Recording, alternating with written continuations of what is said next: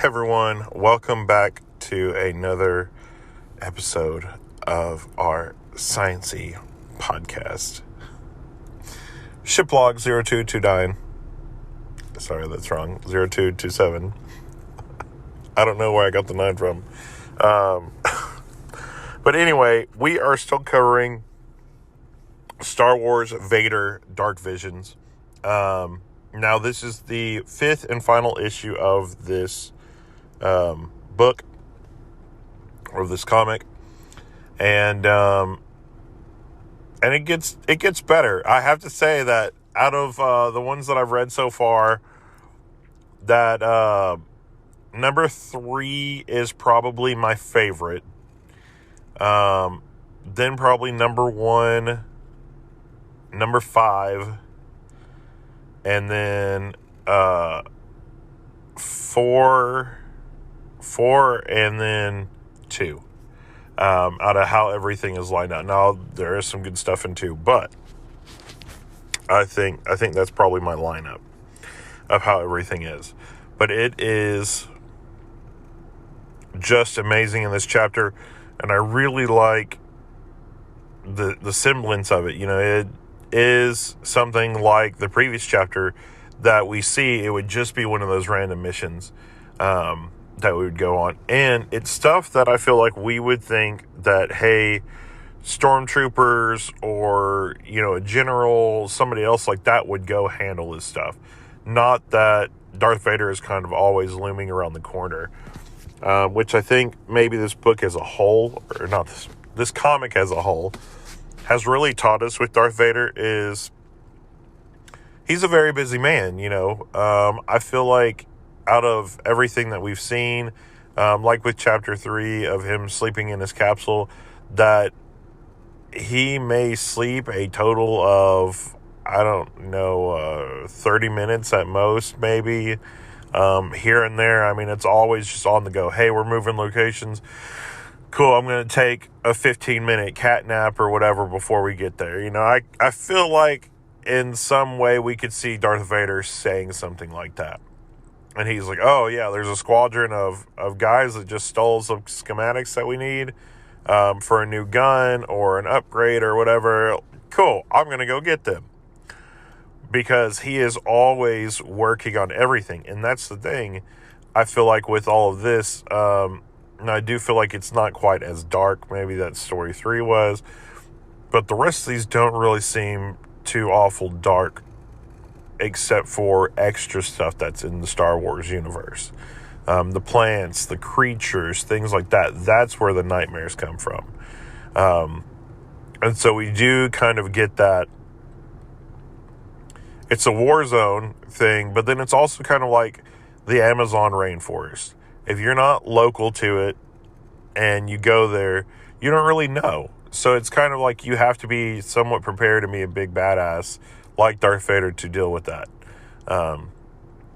You know, when it comes down to it, really be armed with a lightsaber and know somewhat of the Force. Something like that. But if you're local to there, then we find out, you know, they understand it. They've lived there so long, you know, it's not different. So it's kind of like the difference between where your hometown is and what you know and where you've lived at for a while and going from there. You know, if you were to pick up and move somewhere else and how it would start out there, that's kind of what we get from this, that everything is dangerous in a way, but we do have Darth Vader basically there, I would say as like an equalizer trying to get the mission done.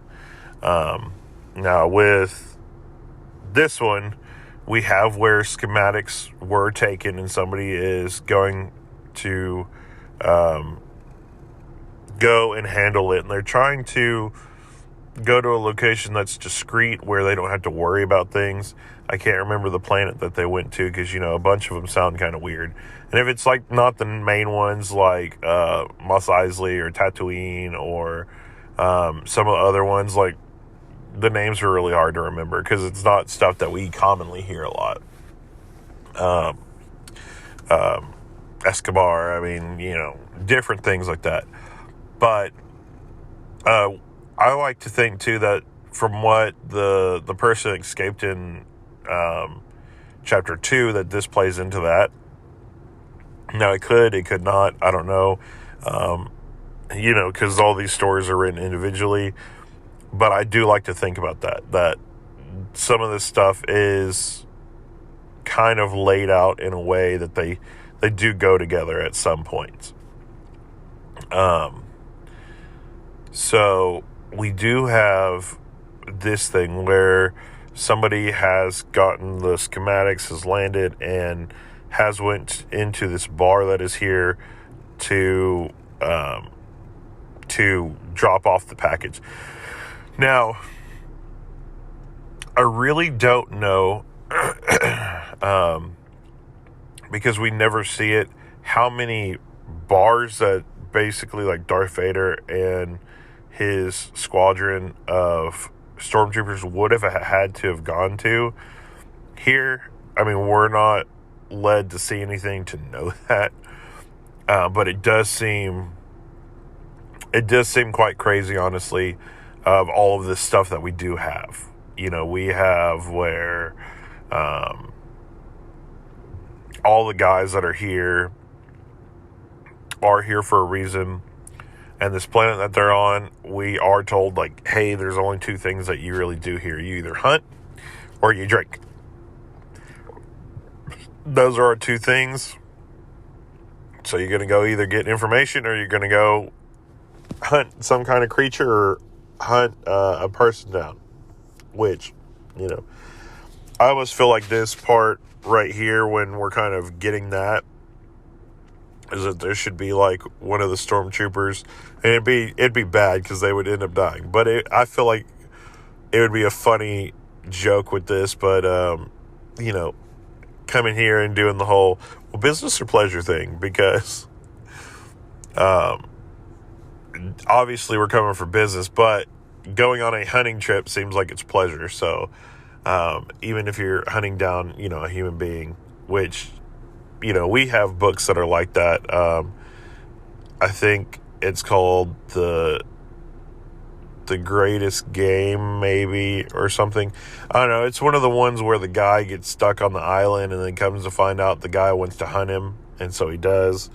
We have many that are like that here and there. But in this, the guy is given this parcel, and he's the bartender at this place. And everybody's having a good time, drinking, everything else. And in comes the stormtroopers and Darth Vader, completely just messing up the bar with everybody that is there. Everybody is just getting taken out left and right. Which, I feel like this comic also is good in essence with some of the other ones that we see, because, it seems like there are a lot of Sith, but then there's not a lot of Sith. They're kind of like Jedi. We were led to believe by watching the movies and stuff while growing up that there were plenty of Jedi, especially in the first couple movies. But after Anakin Skywalker, basically killed a lot of them, then we are left that now him as Darth Vader has basically taken out plenty of people besides who were out doing their little missions and whatnot. That is a big thing for us. And so from here, in this issue, we have where the guy at the bar actually runs off and is running through the forest. He's like, I grew up here. I should be able to know. And the thing is he gets a little too overly cautious about things, because as he is running from Darth Vader, he ends up tripping into what looks like an alien bramble bush. And as he trips into this bush, it ends up having hallucinogenic effects. And that's really where our story starts in this one.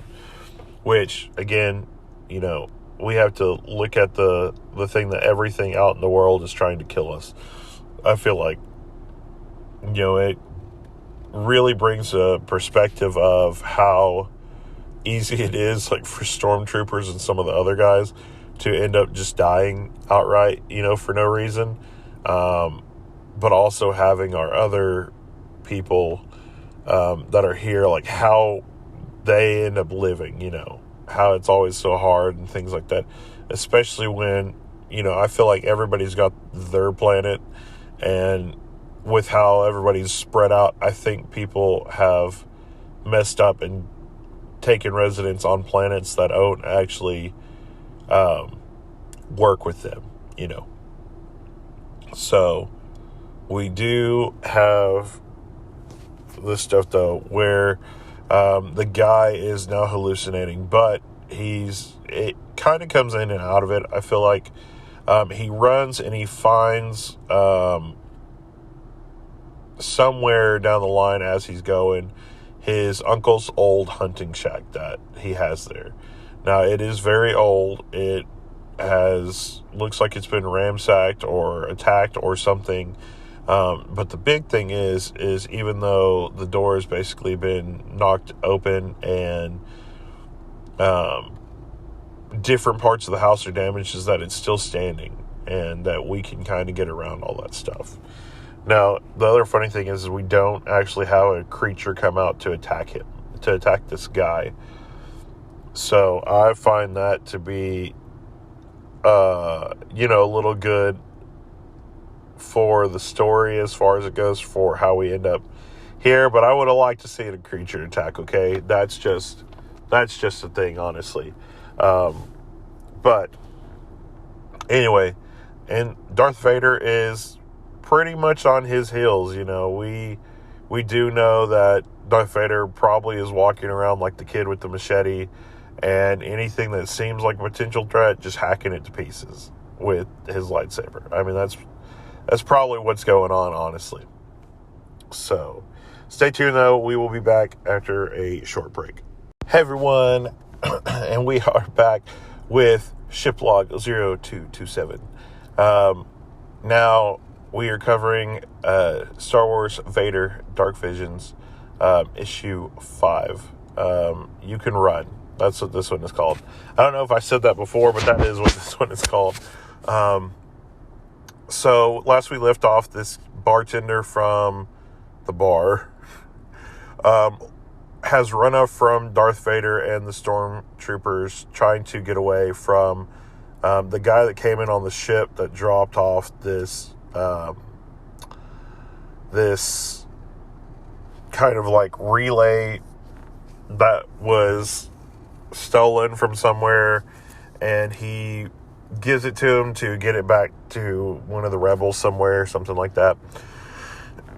And it turns into kind of a headache, minutes after the guy drops it off. There's not very long before the stormtroopers and Darth Vader come busting in, and the other guy who says, I should be getting away, I don't have to worry about it because I know this planet like the back of my hand, ends up tripping into a hallucinogenic bramble bush, and thus this turns basically into a scary movie where you fucked up Johnny, and you obviously, had to deal with the consequences from here, because the thing that you basically did has put yourself in such danger that it's just going to be hard of whatever you can do.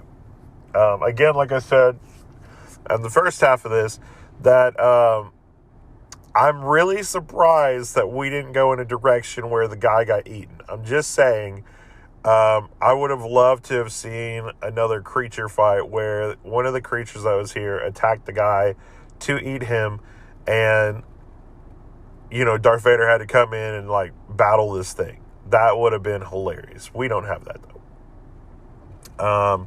What we do have, though, is this guy finds his uncle's old hunting cabin, as I said before. And it does look like the door's been kicked in, busted open at some point. There's growth growing all around it. It looks like it is standing with help, maybe, from what it is around, trees and stuff. But that it is completely just...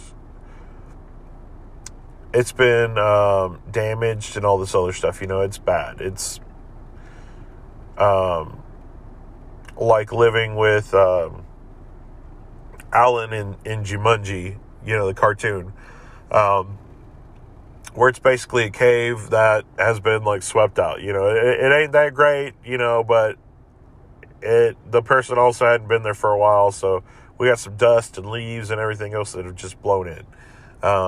Compared to the Colonel Mustard guy.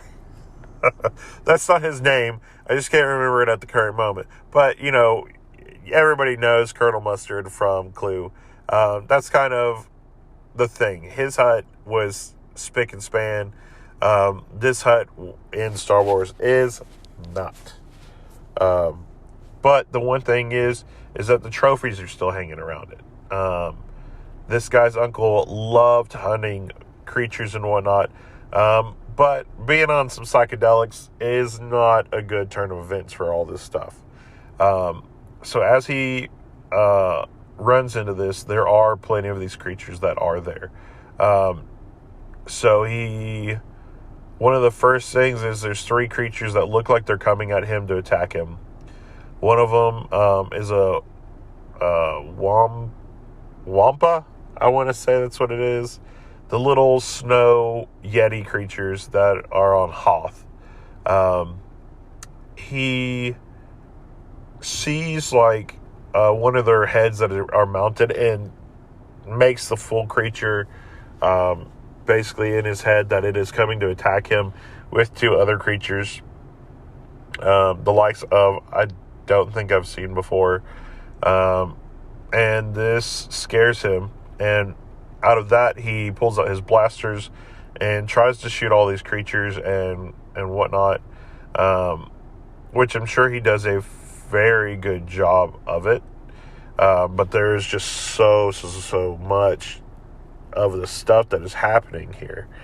Now the next part that we have is we do have him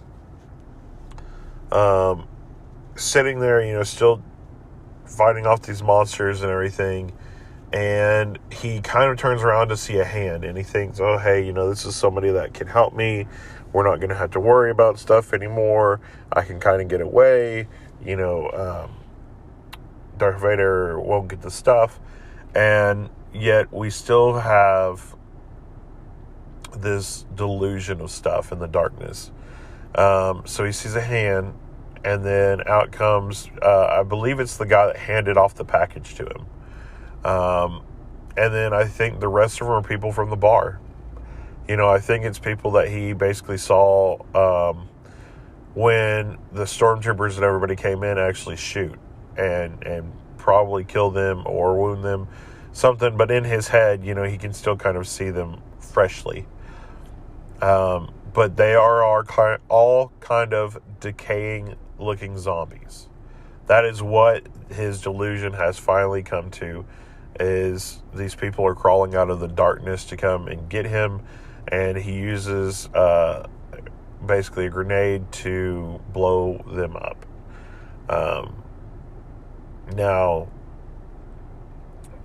that is kind of what we get to with his kind of part of the story,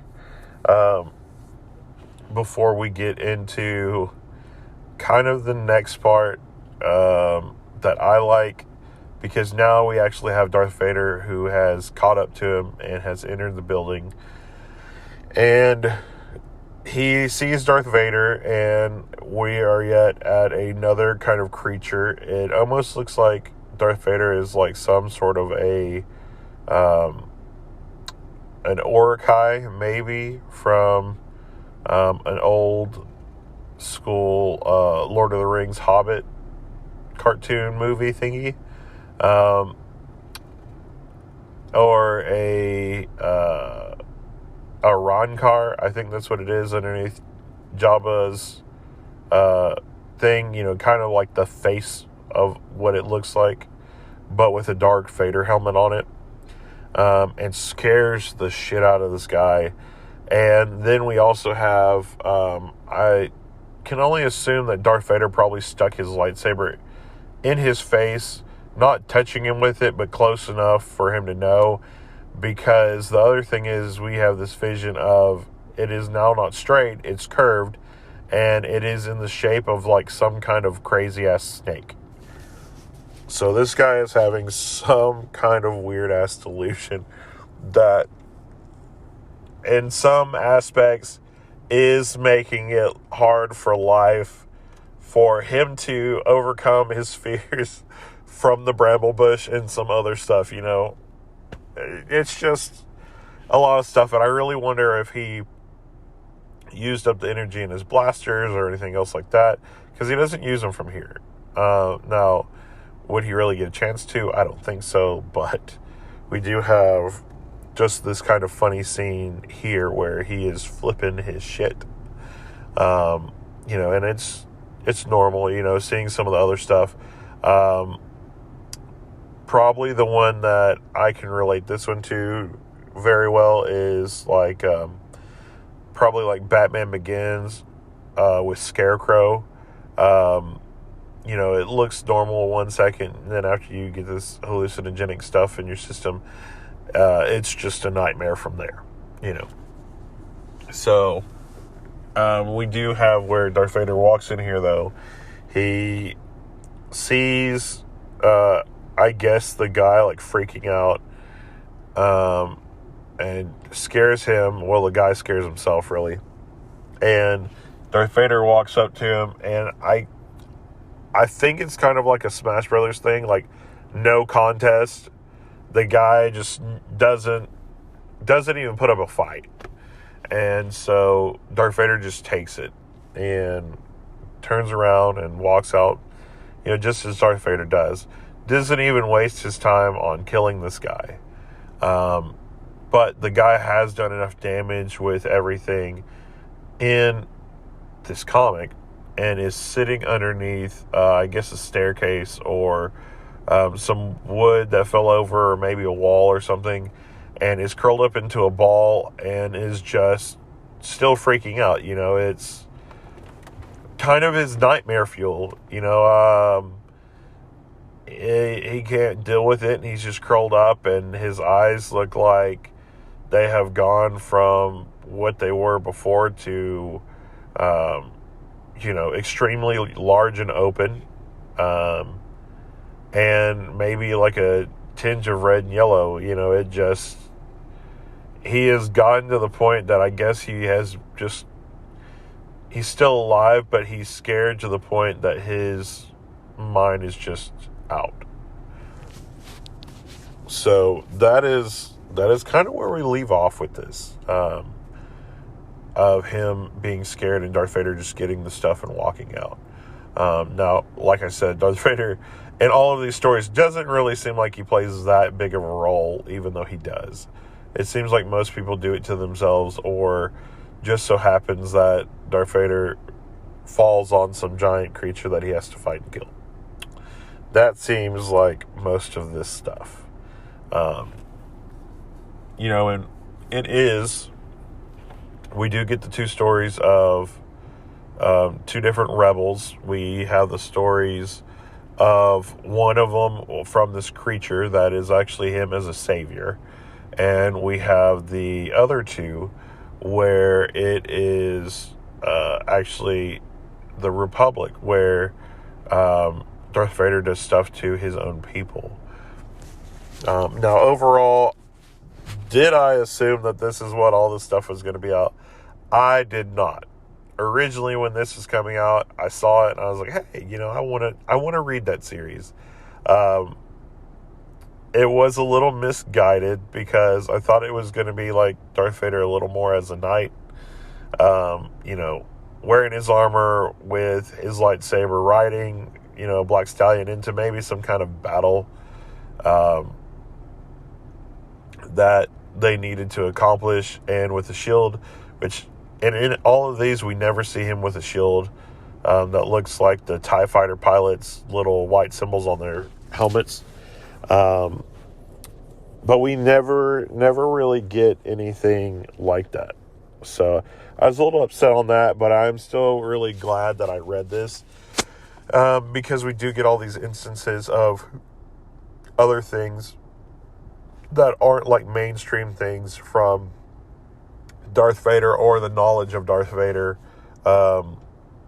being that he, who he is from the movies and everything. So, I do like that aspect with this, that we have, that we do have all this stuff that is happening with him. You know, it's really good, I think, sometimes to take a step back and realize that there's other stuff that happens out there besides the missions, you know. I think that's probably a really good thing of why I really enjoyed, like, The Mandalorian so much, why I enjoy the Book of Boba Fett so much, you know, stuff like that. Is really just because we're getting these side stories that aren't part of this main story that we originally have already seen. Now, I know that we do have part of the stuff that doesn't really seem canon anymore because the comics supposedly aren't, but that's not really that big of a deal. I mean, we can all kind of make up our own little story from there and what we believe out of part of that stuff. But, as I said, I feel like this one was a very good, stupendous rendition of letting us know other stuff that happens outside of our mainstream stuff and how much Darth Vader actually covers, you know. I think a lot of us would like to think that the peak of Darth Vader's life was really where he fought Luke, you know.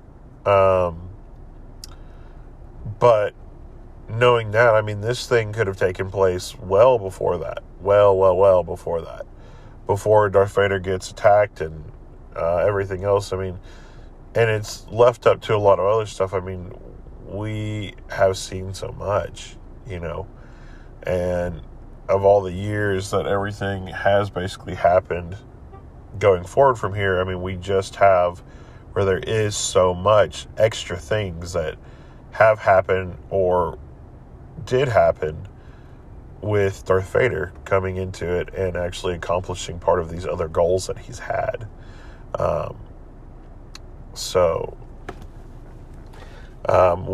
We just get a lot of stuff with that, which I think is a good thing to know, you know. Now, like I said, the comics aren't really supposed to be that way anymore, but hey, if we can fit them into where they could be, why not? But yeah, I hope that y'all enjoy this series of Darth Vader Dark Visions, the entire issue 1 through 5, and really what it brings to the table of enjoyment and stuff like that. And I really hope that this gets some of our other people excited, because I don't think Mike and I have really covered very much sci-fi stuff on our channel yet. And so I'm kind of happy that we are able to provide some Star Wars and some other things like that out for people that enjoy it. So let me know, is there anything else that you guys enjoy? Is there a show with Star Wars that y'all are watching? The Bad Batch, Clone Wars, have you seen The Mandalorian? How are you watching the Book of Boba Fett? A lot of different stuff like that. Let me know, and maybe we can throw it up on our main podcast, talk about it, whatever, and just kind of go from there. But as always, thanks for listening, and we will see you next Tuesday.